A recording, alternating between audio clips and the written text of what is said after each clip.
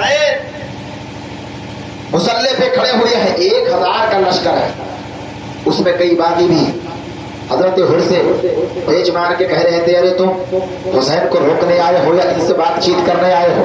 جس انداز میں آپ بات کر رہے ہو ایسا نہیں لگتا ہے کہ آپ حسین کو روک پاؤ گے۔ حسین جب مصلی بچھا کر کے نماز پڑھ رہے تھے تو سارے لوگوں نے حسین کی اقتدا میں نماز پڑھی، کہہ دو سبحان اللہ۔ حسین کی اقتدا میں نماز پڑھی ہے، اور بڑی بحث بھی ہوئی حضرت حر اور امام حسین کے ساتھ۔ حسین کہہ رہے تھے، اور یاد رکھنا جو وہ تیور ہے جو کسی سے ڈرنے والا نہیں ہے، ہاں شیر کا بچہ شیر ہی ہوتا ہے۔ علی کا گھر بھی کیا گھر ہے کہ جس کے گھر کا ہر بچہ جہاں پیدا ہوا شیر خدا معلوم ہوتا۔ بڑی بحث ہوئی، ایک تاریخ کے مطابق امام حسین نے لشکر کو آگے بڑھانے کی کوشش کی، انہوں نے کہا حضور ہمیں یزید کا حکم ہے کہ آپ کو روکا جائے۔ جب بڑی بڑی باتیں ہو رہی تھی تو امام حسین سے وہ کہا، اس نے کہا کہ حسین اگر آپ فاطمہ کے شہزادے نہ ہوتے تو میں اپنی تلوار کو نکال لیتا، فیصلہ یہ ہو جاتا۔ قسم اللہ کی، ہو سکتا ہے میرا دل کہتا ہے کہ اللہ نے اسی محبت کو حر کی قبول کر لیا اور اسے آقا حسین کے قدموں میں آنے کا موقع مل گیا اور اس کی زندگی کی معراج ہو۔ یہ حر وہ ہیں جو ابھی تک یزید کی طرف سے، انشاءاللہ میں آپ کو بتاؤں گا کہ حر کون ہے، کب پلٹے اور کب حسین کی طرف آئے۔ ایک تاریخ کے مطابق بتایا جاتا ہے کہ حسین نے کہا کہ ہم اپنا خیمہ آگے بڑھا کر کے چلے جائیں گے۔ حر نے کہا ایسا کیسے ہو سکتا ہے، کہا آپ اپنے خیمے کے اندر جب تک جائیں گے سونے کا آرام کرنے کا موقع آپ لوگوں کو دیا جائے گا، آپ لوگ آرام کریں گے، ہم دھیرے سے دوسرے راستے سے نکل جائیں گے۔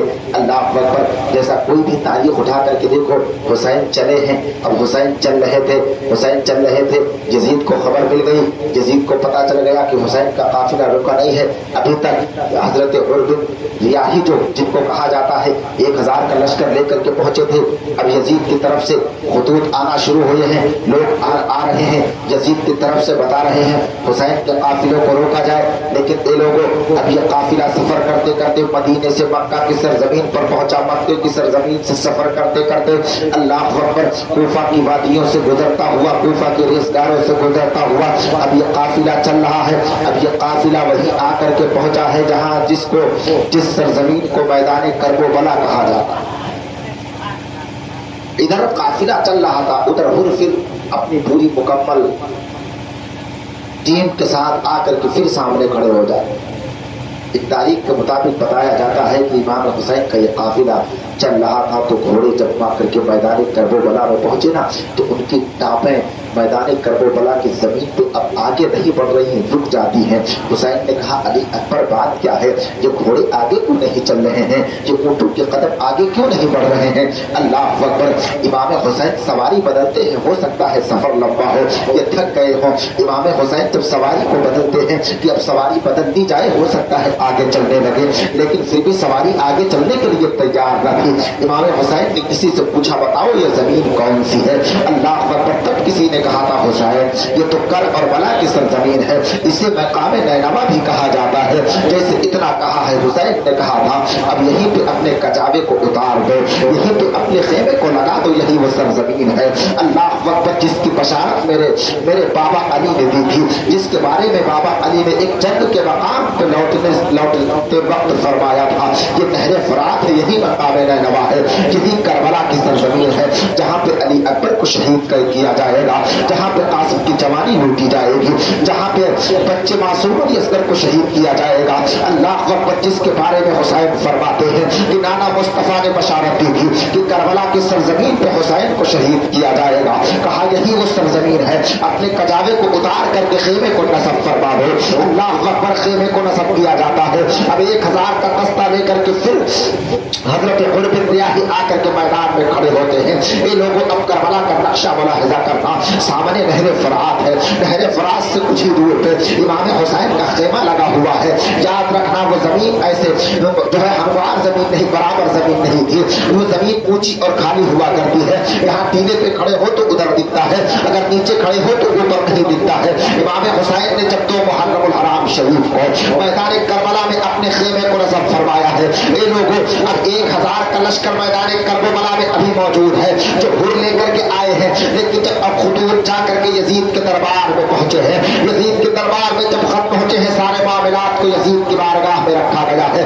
उसके पास जब यजीद के पास जाकर के उसके जासूस जो यजीद के हैं बताते हैं मामला ऐसा है। अभी 15,000 का लश्कर जो आकर के खड़ा हुआ है मैदान करबला में, अल्लाह अकबर तारीख बताती है कि अब धीरे धीरे यजीद लश्कर भेजता जा रहा था। लोगों की तादाद बढ़ती जा रही थी, लोगों की तादाद जब बढ़ी है, ये लोगों अब वक्त भी गुजरता जा रहा है। तो मुहर्रम की तारीख गुजरी है, 3 मुहर्रम की तारीख आ गई है। 3 मुहर्रम के बाद 4 मुहर्रम की। अब जो काफिले में जो इमाम हुसैन के खेमे में पानी था लोग पी रहे हैं, जो खाना था खा रहे हैं, जो कुछ भी है सारी चीजों को इस्तेमाल किया जा रहा है। लेकिन ये लोगों जब पानी इमाम हुसैन के खेमे के अंदर खत्म हो गया है, आओ करबला की तारीख के और आपको पलट करके देखते हैं। अब कमो पेश ये 19,000 का लश्कर जर्रार खड़ा है करबला के मैदान में। इसीलिए तारीख बताती है कि अब फौज पे फौज उतर रही है। मैं आपसे पूछना चाहता हूँ प्यारे, ये राय बोझा के जिंदा दिल मुसलमानों को बताओ कि एक तरफ 72 या 82 नफूस पुलिसिया है, जिसमें बच्चे भी हैं, जिसमें जवान भी हैं, जिसमें बूढ़े भी हैं। अब तुम बताओ कि एक जो है 72 लोगों का रास्ता रोकने के लिए कितने लोग काफी हुआ करते हैं? क्या 1000 का लश्कर काफी नहीं था जो यजीद ने दोबारा लश्कर भेजा? क्या दोबारा भेजने के बाद जब 10,000 का लश्कर जर्रार सामने खड़ा था तो क्या बताओ इन 72 लोगों का सामना नहीं कर सकता था? लेकिन तारीख ऐसी है कि 72 लोगों का रास्ता रोकने के लिए आओ देखो 22,000 का लश्कर जर्रार आकर के सामने खड़ा है। उनको पता था कि यार ये ऐसे वैसे नहीं है, इनके जब तलवार उठेंगे मैदान करबला में तो इनकी बहादुरी का आलम यह है कि इनकी जान चाहे चली जाए, लेकिन इनकी ताकत का आलम यह होगा कि इनकी तलवार जब चलेगी तो अच्छे अच्छे पहलवान भाग जाया करेंगे, अच्छे अच्छे तुम दबा करके भाग जाया करेंगे। इसलिए कि दुनिया ने देखा था कि अली शेर खुदा जब मैदान में पहुंचते थे और नारे तकबीर की सदा बुलंद होती थी, वो बड़े बड़े पहलवान अपने तुम को दबा करके भाग लिया करते थे, उनको रास्ता नहीं मिलता था।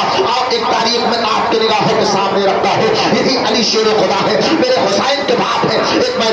एक मैदान में पहुंचे हैं, जंग हो रही है और जंग होते होते एक बहुत बड़ा नाम और पहलवान आकर के हजरत अली शेर खुदा के सीने पे जो है अली शेर खुदा के सीने पे वार करता है। आप नीचे आते हैं, इमाम हुसैन के बाप अली शेर खुदा की ताकत को देखो, इमाम हुसैन के बाप को देखो।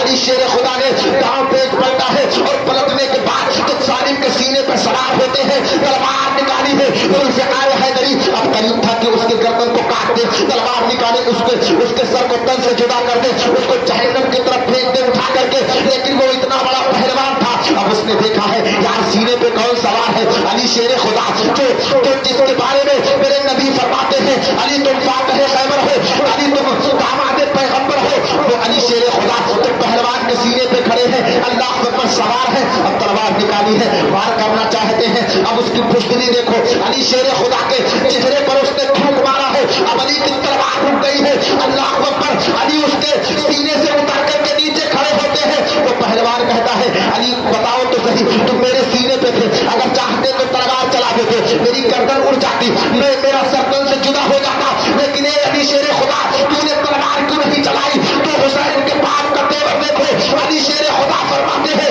ए नादान तुझे पता नहीं है, मैं तुझे काट रहा था तो अल्लाह की रज़ा के लिए, तू दुश्मनाने इस्लाम है इसलिए, लेकिन जब तूने मेरे चेहरे पे थूका है, अगर मैं इस वक्त तुझे कत्ल करूंगा तो दुनिया कहेगी कि देखो हुसैन के बाबा इनके चेहरे पे पहलवान ने थूका था।